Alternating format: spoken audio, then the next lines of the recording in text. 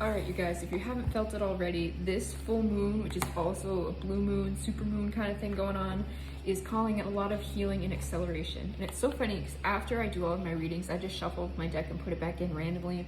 And I have the commander at the back of my deck, which is like the King of Pentacles.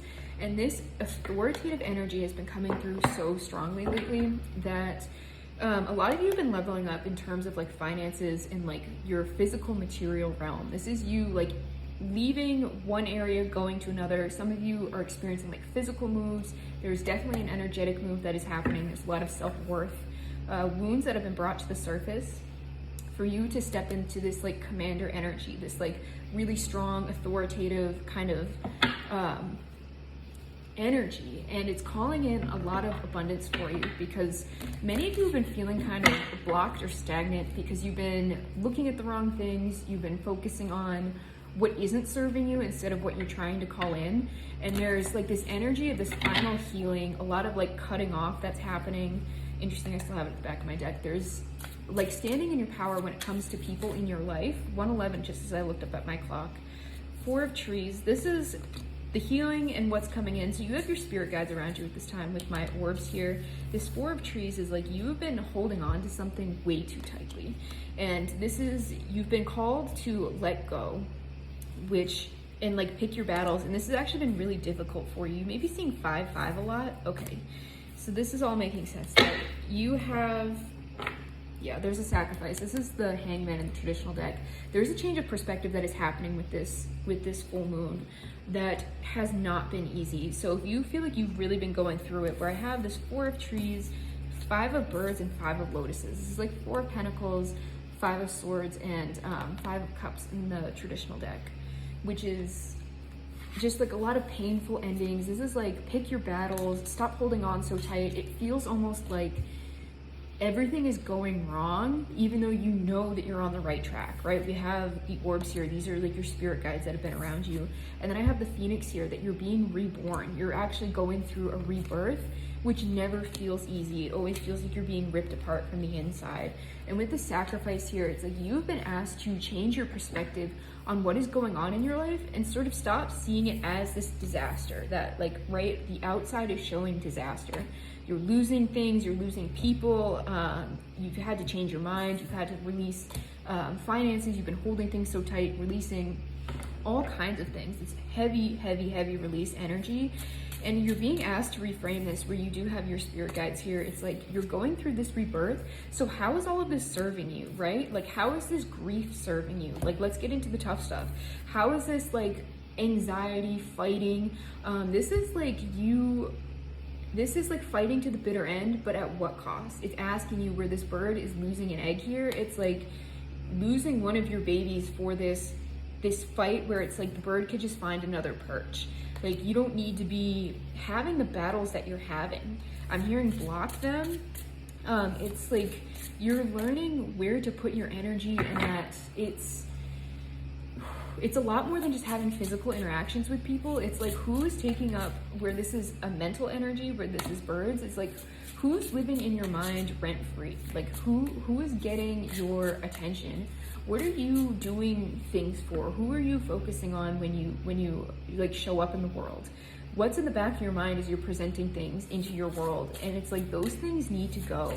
And it's been a really difficult process. And why I really love this card right here is that while this is a card of sadness and destruction, it's a really, really beautiful card. Like there's like a sunset in the background, which is symbolic of endings, but it's that you're so focused on this ship going under. It's like, but there's a sunset behind you. There are beautiful colors swirling all around you. It's like there's actually a lot that is swirling in your favor at this point in time, where we have the orbs and the phoenix here, that focus on your rebirth, focus on who it is that you want to become, because that's what you're calling in. And I'm hearing to like be gentle with yourself through this healing process, and again to release that this is having culminated a little success and holding on so tight to it that you'll actually create your own blocks. And that's kind of what you've been experiencing, is that like you took a step, you took a leap of faith, and it's gotten you a little ways, and you're holding on to it way too tight. That there's very much a freedom and expansion energy again with this phoenix that you're being asked to open up and broaden in a sense, and it's pushing you outside of your comfort zone. And I'm getting that's what part of this battle is actually more where these are two eagles here.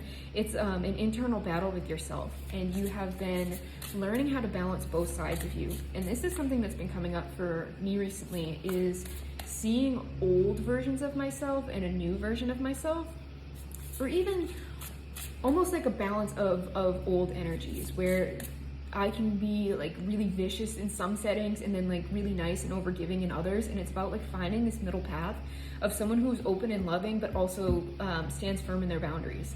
So this is actually, a lot of you are being called with this Phoenix is to evaluate your boundaries, that your boundaries exist out of self-love. It's not self-preservation, even though like that's a part of it, but this is like moving you out of survival mode.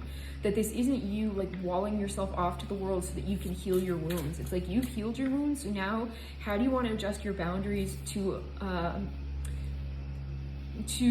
like assist this new version of you, so that it allows you to be the highest and best version of you. That you had to learn, you went from having no boundaries to having like a ton of boundaries, and now it's like, let's find some middle ground, because you've exited this healing phase. And I'm getting at this is something that you haven't really wanted to let go of, which is this despair, is putting this old version of you to rest as you call this new one in. And that's normal and that's natural, and this moon is allowing you, this full moon's allowing you to release that as you call in this new era, this new version of you.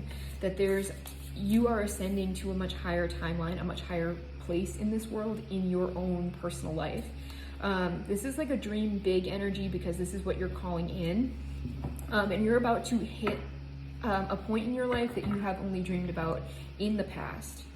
Yeah, with this Two of Embers, there's a decision that's being made, and I'm getting that this is sort of the this or that path that you've been looking for, and that it's not this or that anymore. It's walking this middle line, that you don't have to be so harsh, you don't have to, there's almost like a manipulative energy that comes through in this act of self-preservation. You really don't have to do that anymore, and you don't have to be so free and open and loving to absolutely everyone that comes into your life. It's like, now you've seen both sides, so use your discernment as to who comes into your life. Like, you're allowed to open the door, and like I'm seeing like a bouncer at the door, you know, like people need to give you their ID, they need to give you the cash. Like, there are like levels to this shit now.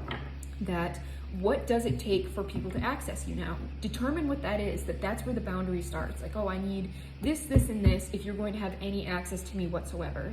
It's not, I'm keeping everybody out or I'm letting everybody in. It's like, now you have a filtration system. You have done this healing work so that you can come home to yourself, so you know how to value yourself properly, and now it's putting it into action. And this is like a decision that you're going to have to make. I'm getting that with this energy, that you're like, it's going to be cleared out, and this decision will be very easy. It's like things are going to just snap into place, and you'll be like, oh, I know exactly what I need to do to move forward. I know exactly how I want to present myself going forward, and who I allow in, and who just doesn't make the cut anymore. And while this has been coming off as a painful decision, it's only been painful because you've been fighting yourself about it. I'm getting that once you make the decision, I can actually speak to this from personal experience. I had a friend that I was dreading having a very difficult conversation with for a very long time, because I knew how the conversation was going to go.